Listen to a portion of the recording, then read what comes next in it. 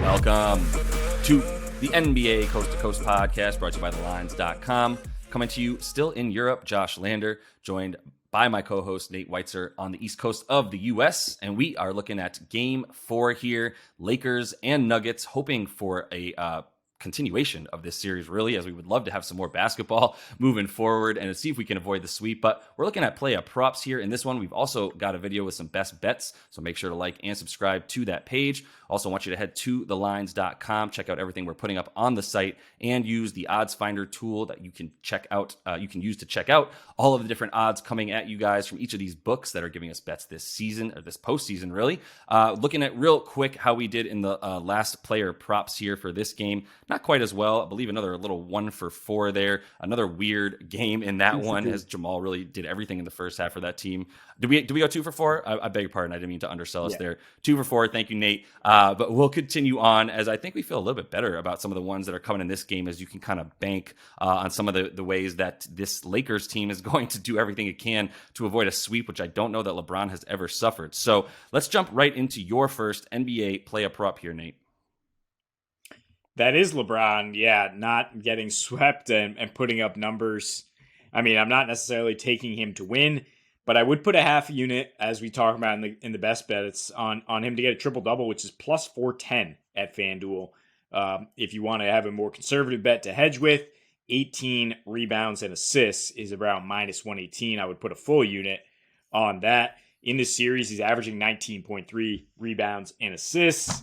And as you mentioned, has a lot more potential assists that could go down because the Lakers are only shooting 33% from deep. But they have a very high assist rate in general. 69% of their field goals in the series, 86% of their threes are assisted. And LeBron has the ball in his hands even more because D'Angelo Russell's getting played off the floor, right? So he's then becoming the de facto point guard with Austin Reaves handling a little bit of the ball. There's a really high assist rate for both teams in this series. I mean, the Lakers are averaging 28. Nuggets are averaging 29 dimes. Some high-level team ball there. The Nuggets have been elite rebounding as a team and are actually crushing the boards here. But AD and Bron continue to do the bulk of the rebounding for their team as they just, that's their role, and they're not getting much help there. And LeBron's usage rate is down to 26% in this series, which is low for a guy of his caliber. I mean, you look at the regular season against Denver the last few years, 34% usage rate, which has led to more points and a little bit fewer of those peripherals. Still 8 rebounds per game, 8.5 assists, and a couple triple-doubles. So it's not out of the question that on lower usage, he spends more of his energy getting boards, which they need, obviously, and being that point forward, which we've seen in the series, averaging 10 dimes per game, double-digit dimes in consecutive ones here. You look at the closeout or elimination games for LeBron, there's some very impressive lines. He tends to get over this, 39-9 to close out Golden State. Small line against Memphis because it was just an utter blowout. 29-9-7, getting eliminated by Phoenix without AD. He had a triple-double in the finals to close out Miami. He had a triple-double in the Western Conference Finals to close out Denver. Yeah. Also had a triple-double in the first round of the bubble to close out Portland. So it's a situation where he brings it, and he brings it across the board. So I'm willing to take those juicy odds on him to get the triple-double. Yeah, I mean, interestingly, he's gotten double-double in every single game of this series, but it wasn't really something he was doing consistently at all before in terms of a double-double.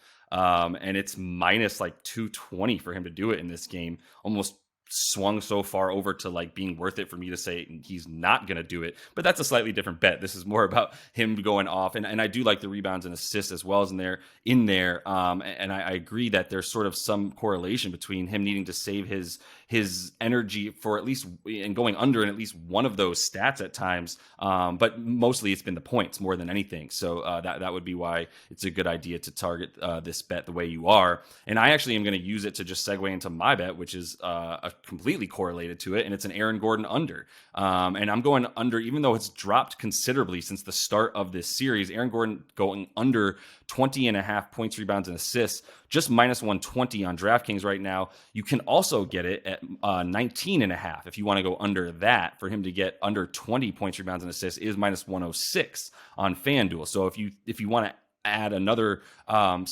basically detract another stat there from that one and say 19.5, you do get much juicier odds. I'll take the 20.5, whatever. I'm not really like either one is fine. He has been going down in each of these 3 games in terms of his points, rebounds, and assists combined. 18 in the first game, 16 in the second, and 14 in this last game 3. In his last 7 versus the Lakers, he's averaging 18 points, rebounds, and assists. He went under in 4 of the last in his last 4 versus them, including the last regular season game rather, and then 5 of the last 7 that he's played against them. He's gone under, and it's because he's guarding LeBron, and that's what it's super correlated to. Is like if you're guarding the guy that is either shooting the ball or assisting, how are you supposed to get a rebound? How are you supposed to go get the ball and go? You are probably exhausted because the guy who's dribbling the ball the entirety of the possession, or at least involved in every single like action that happens within the offense, being LeBron, like you said, basically playing point guard. Aaron Gordon's defending the point guard. Like, how are you supposed to go get your stats when you're doing that? That's been the clear-cut reason, because he's been doing a decent job on LeBron, as well as you can play one of the top 3 greatest players of all time, and arguably that he's doing that, right? And so he's it's not his fault at times that he's not as involved in the offense. It's just because his job is to guard LeBron, and LeBron is assisting or scoring on 2/3 of the possessions in this series. Basically, he has a 26% usage rate, meaning he's shooting the ball on 26% of the time that he's on the floor, and he is assisting on 42% of their buckets. So he's involved in every single play, like I said. For AG, he's, like I said, 112.5 individual defensive rating, very good against the King, but only a 13% usage rate in the 36 minutes that he's playing. That 13% usage rate is way down. It's usually closer to 17.5, 18% for him, and those shots are really going to guys like KCP, even Bruce Brown when they're on the floor, because they are not guarding LeBron James or Anthony Davis. So for them, it's a lot more of they have a lot more freedom to use their energy in other ways and keep that transition and that pace high, shoot all the threes that come off of Jokic. So I just think Aaron Gordon's not a good bet to get all those stats. I'm happy to go under all of them, because even if he scores 12 to 13 points in this one, I just don't think he's going to have the ability to get to the rim, get boards, and then he's just never getting in position to get assists, because they don't care about getting the ball out of his hands. So he's free to either shoot it if he wants from deep, or find something or pass it, not really for an assist, but more of like a hockey style assist. Yeah, I mean, this is an unofficial, not serious stat, but I'm pretty sure 90% of Aaron Gordon's points come off a back cut and a Jokic assist this season, and that's basically the only way he scores. Like, he doesn't have a very polished or diverse offensive game. Right. I thought he could still get rebounds. Last game, he let me down. Or really, what happened was Mike Malone just benched him for the whole fourth quarter because Bruce Brown and Jeff Green were playing so well. I think Bruce Brown is going to continue to be a great, more diverse matchup, especially if he can hit threes now. I mean, he's just a great fit for this Nuggets offense. So I think that's a good reason to continue to fade Gordon, because he's just not going to get the time. And then I'm going to fade D'Lo as well. I'm going to take this head-to-head bet. Josh mentioned KCP head-to-head hit more threes than Rui. I like that one. I also like KCP to score more points than D'Lo. And it's mostly because D'Lo can't stay on the floor in the series. As we've talked about, he's playing 26 minutes per game. But, I mean, it's just been a disaster. He's minus 53. He has a 126 defensive rating. He's scoring 7 points, hitting 14% of his threes in those games. So a lot of highs and lows possible. It's possible he even has to come off the bench now, which the Lakers have publicly said they worried that they would lose him, like as in sense that he would just bring nothing in terms of his energy if he came off the bench. So we'll see. There's a wide variance here in terms of, like, maybe he responds well to all this criticism and goes off, but I mean, probably more likely he scores single digit points again. His prop is at 10.5. So is KCP. That's why he got the even here. But KCP is averaging 17 points per game in his last 4 playoff games here. I mean, he is the vet for sure for this Nuggets team, shooting 54% and 44% from deep. As I mentioned, he plays more minutes on the road because of that veteran leadership, 34.5 minutes per game, shoots nearly 40% from deep and at 53% of the floor, averages 11.5 points in these playoffs, whether at home or on the road. So he's just a reliable kind of baseline that we're setting there. Like, yeah, he's going to be around 10 to 12 points. D'Lo, could go way under that if he just continues to only get 20 minutes and they go away from him real quick. I mean, he could go over that, but I think that there's probably only like a 20-25% chance that he suddenly figures things out and is able to stay on the floor when the Nuggets are just destroying him on the other end.